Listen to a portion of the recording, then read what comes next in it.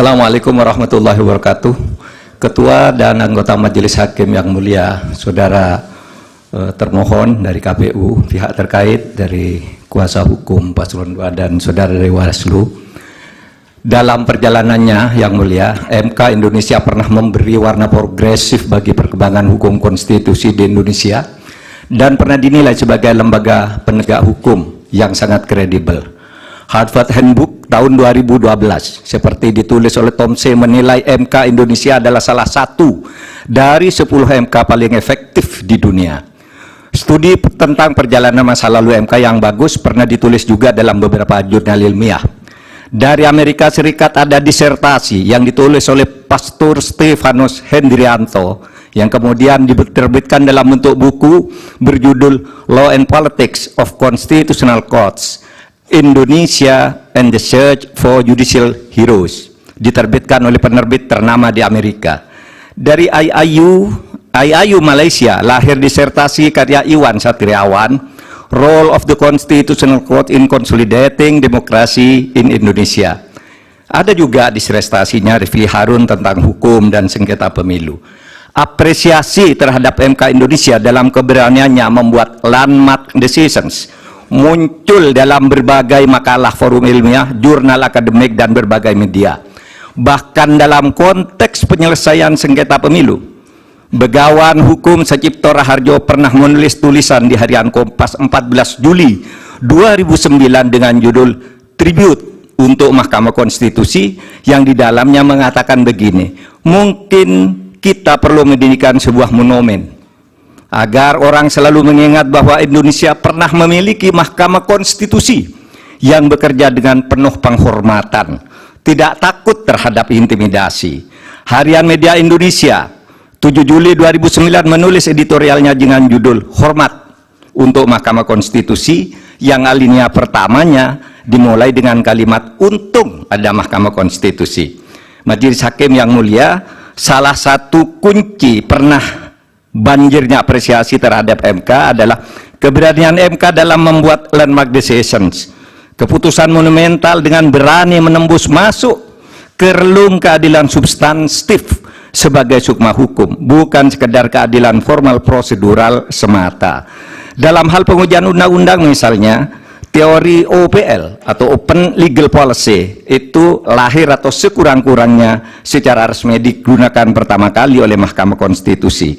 Dalam hal pelaksanaan pemilu, MK memperkenalkan pelanggaran TSM yang kemudian diadopsi di dalam tata hukum kita.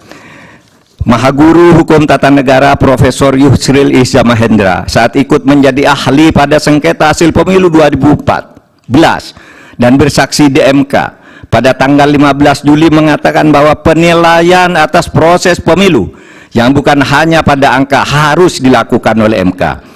Pandangan ini bukan pandangan lama, melainkan pandangan yang selalu baru, yang justru terus berkembang sampai sekarang.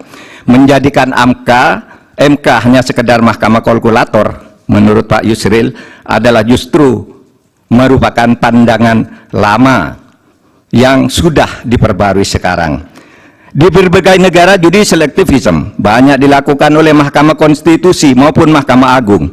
Beberapa negara membatalkan hasil pemilu yang dilaksanakan secara curang dan melanggar prosedur, seperti Australia, Ukraina, Bolivia, Kenya, Malawi, dan Thailand, serta beberapa negara yang satu disebut ada Belarusia yang dinilai sebagai shame institution atau institusi pengadilan palsu karena selalu diintervensi oleh pemerintah. Akhirnya kami tahu sungguh berat bagi MK dalam sengketa hasil pemilu ini. Pastilah selalu ada yang datang kepada hakim yang mulia untuk mendorong agar permohonan ini ditolak. Dan pasti ada pula yang datang yang meminta agar MK mengabulkannya. Yang datang mendorong dan meminta itu tentu tidak harus orang atau institusi, melainkan bisikan hati nurani yang datang bergantian di dada para hakim, yaitu bisikan yang selalu terjadi antara ammaroh dan mutmainnah.